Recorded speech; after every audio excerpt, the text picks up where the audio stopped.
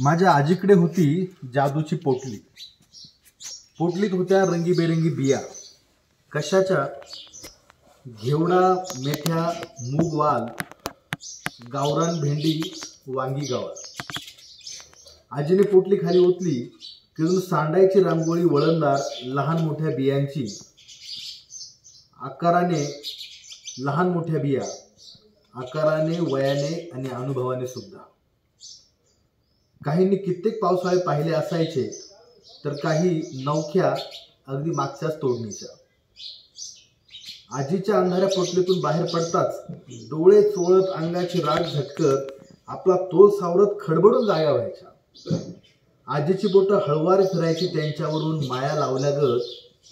जणू काही आजी त्यांना सांगत आहे की बाळांनो, आता रुजायाचे क्षण. पण सगळ्यांचाच काही आज नसायचा. काही पावसाच्या ओलीत, तर काही हिवाळी दावाच्या झोळीत. काही पावसाच्या ओलीत, तर काही हिवाळी दावाच्या झोळीत आपापलं नशीब घेऊन आलेले पैलवान. आणि बाकीचे पुन्हा पोटलीत अंगाला राख सोडून अघोरी हिमालयात ध्यानस्थ बसतात तसे. आजीने निवडलेलं बी कामाला निघतं, दिलेल्या जागी स्वतःला आजमावतं.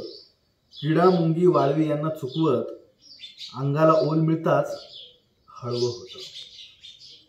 आतापर्यंत टिकून ठरलेलं कवच मऊ पडतं. बी गर्भातला निश्चित जीव जन्म घेतो. पहिल्या श्वासासोबत हातपाय पसरव पाहतो. जणू कृष्ण देवकीकडून यशोदेच्या कुशीत जातो. इथं लाखो देवकी आणि तेवढेच कृष्ण, पण यशोदा मात्र एकच, ओला पाना फुटलेली. बियाला पाय फुटतात, मातीत रवले जातात. हात उमलतात, आकाशात रंगले जातात. कवळ्या हातपायांचे कवळे रंग एकमेकाच्या साथीने ठळक होत जातात. खाली मुळं शिरा जमवतात, वर पानं चूल वरती पानं चूल पेटवतात. सोबत हवा, पाणी आणि हिरवी गाणी जीवनरस अंगभर पोचवतात. वाऱ्याच्या हातात हात घालून उंच उंच वाढत जातात. बियाचं रोप होतं, रोपाचं झुडूप. कधी मजबूत झाड, दुसऱ्याचा आधार, तर कधी लवचिक वेल आधाराच्या आशेत. यशोदा गोकुळाच्या मदतीने सर्वांना सर्वच पुरवते. वेलीला आधार देते आणि आधाराला कवेत घेते. बी वयात येतं, खुलतं, फुलतं, पराग बनतं, आकर्षित करतं.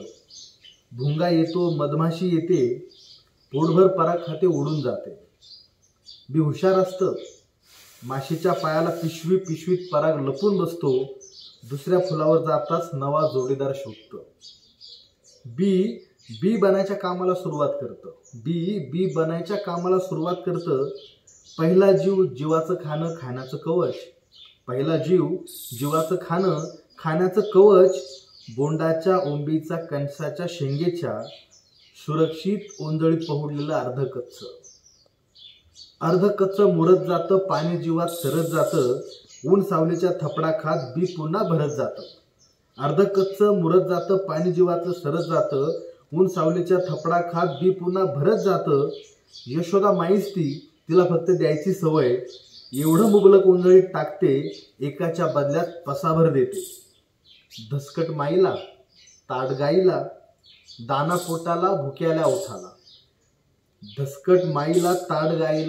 पोटाला, भुक्याल्या ओठाला. बियाची अजून एक फेरी पूर्ण होते.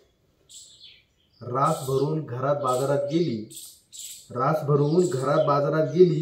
की मोजकी मूठ पुन्हा राखेत सोडून आजीच्या पोटलीत जाऊन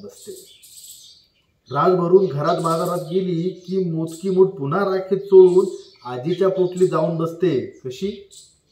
अघोरी हिमालयात ध्यानस्थ बसतात तशी. धन्यवाद.